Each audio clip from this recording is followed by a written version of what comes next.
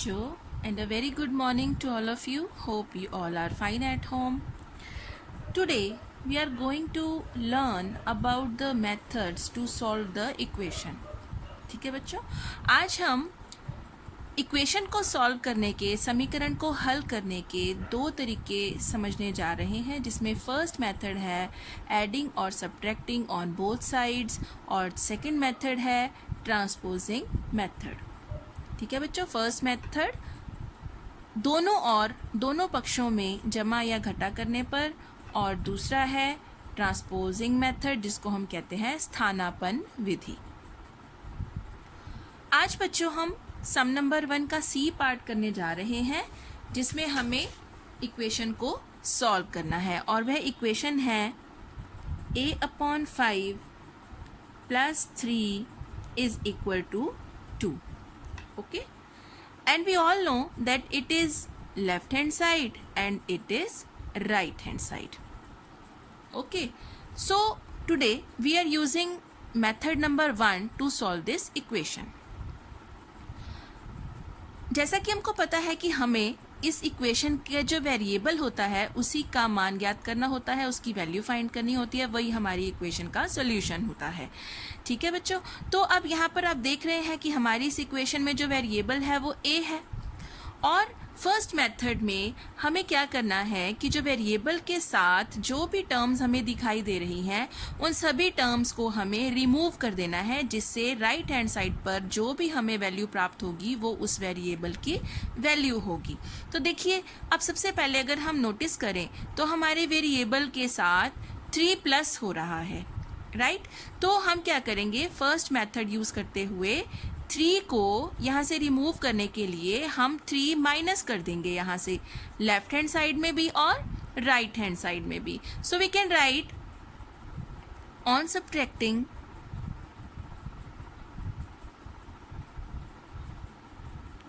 3 on both sides.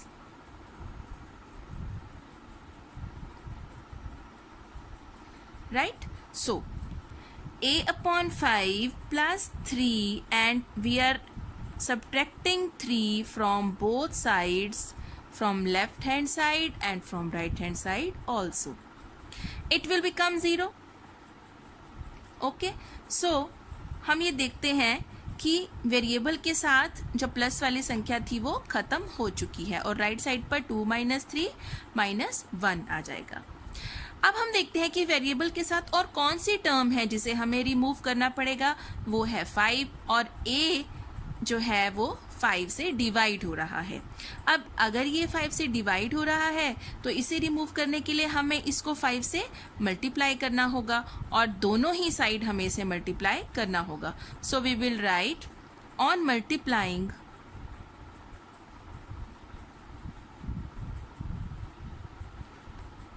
5 on both sides, है ना. we have to multiply 5 on both sides, from left hand side and also from right hand side. So a/5 into 5 is equal to -1 into 5. It will become 1. So here we have a and here -5. हम देखते हैं कि हमें यहाँ a का मान -5 प्राप्त हो गया. इट मीन्स यही इस इक्वेशन का सॉल्यूशन है, और यही हमारे वेरिएबल की वैल्यू है. a = -5. तो बच्चों, अब हम इसी इक्वेशन को सेकेंड मेथड से भी सॉल्व करना सीखेंगे.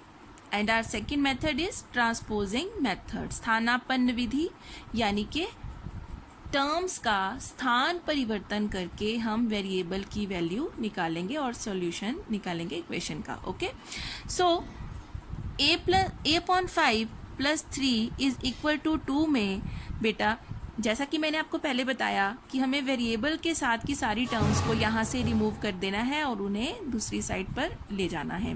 तो ये हमारी लेफ्ट हैंड साइड है और ये राइट हैंड साइड है. तो सबसे पहले जो 3 अपॉन 5 के साथ जो प्लस हो रहा है इसे हम राइट साइड पर ले जाएंगे। और ये हम जान चुके हैं कि जब हम किसी टर्म को राइट साइड पे लेके जाते हैं, उसकी स्थान को, उसके प्लेस को जब हम चेंज करते हैं तो उसका साइन अपोजिट हो जाता है।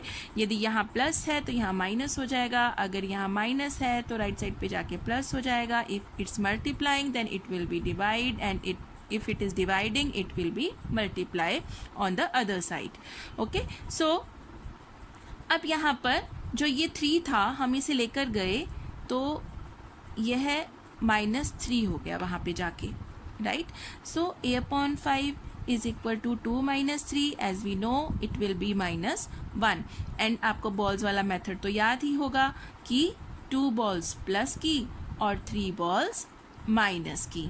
तो पेयर्स बनाने के बाद हमारे पास क्या बचा बच्चों, माइनस की 1 बॉल, तो इसीलिए -1 हमारा आंसर है, -1 आंसर है। तो a/5 इज इक्वल टू -1। अब हम दूसरी चीज देखते हैं कि जो 5 है वो 1 को डिवाइड कर रहा है, तो हम क्या करेंगे, 5 को राइट साइड पर लेकर जाएंगे। तो राइट साइड पे जाने की वजह से जो 5 यहाँ डिवाइड हो रहा था वह वहाँ जाकर मल्टीप्लाई हो जाएगा। तो -1 into 5 and a will be -5. It will be the value of our variable a. ये हमारे वेरिएबल की वैल्यू होगी और यही हमारी इक्वेशन का सॉल्यूशन भी होगा।